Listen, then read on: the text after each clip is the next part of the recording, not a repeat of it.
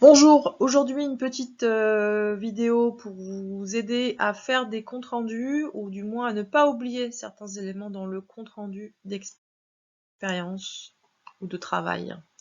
Donc qu'est-ce qu'on doit absolument mettre? Déjà, commençons par mettre la question scientifique qu'on est en train d'étudier, quel est le problème scientifique qu'on a posé au démarrage du travail. Il faut vraiment le rappeler, vous avez tendance à l'oublier, n'oubliez surtout pas ça, c'est le début. Ensuite, vous allez indiquer au moins une hypothèse, voire plusieurs hypothèses, celles que vous avez formulées finalement quand vous avez démarré le travail, hein, sans préjuger si elles sont justes ou fausses. Hein. Vous indiquez, voilà, spontanément, j'ai pensé à telle et telle chose pour répondre à la question. Ensuite, essayez d'écrire au moins une expérience menée. Alors des fois, vous n'arrivez à en mener qu'une seule, mais des fois, vous en menez plusieurs. Donc c'est important d'écrire avec une, deux, trois phrases. C'est pas forcément très long, mais ça permet de rappeler le matériel qui a été utilisé, comment on s'y est pris. Donc en quelques phrases, c'est pas la peine d'être très long, mais essayez d'être plutôt efficace et d'indiquer rapidement les choses les plus importantes. À la fin, quand vous avez fait l'expérience, vous avez forcément observé quelque chose d'un peu étonnant ou au contraire qui confirmait ce que vous pensiez, ce que vous aviez prédit avec votre hypothèse.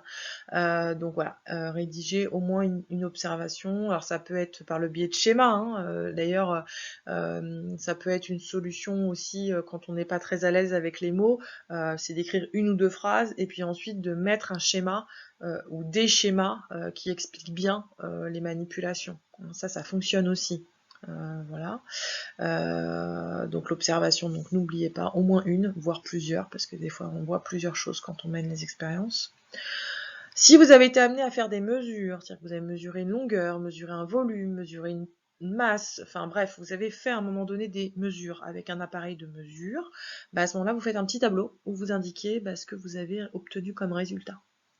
Enfin, n'oubliez pas, le compte-rendu se termine avec une conclusion. La conclusion, en gros, vous reprenez la question scientifique du jour et vous vous dites justement, avec tout ce que j'ai mené comme expérience, ou avec l'expérience que j'ai menée si on n'a pas eu l'occasion d'en faire plus qu'une, qu'est-ce que j'ai comme réponse ou comme début de réponse à cette question scientifique, ce que vous avez mené comme expérience ou comme recherche peut ne pas vous permettre de répondre complètement à la question. C'est possible, hein. Des fois, on a mené quelque chose, on a fait quelque chose, une recherche, une expérience, on a monté une maquette, et puis on se rend compte que on peut pas vraiment complètement conclure, ou du moins on n'a pas toutes les réponses, mais c'est important de l'écrire. D'accord ?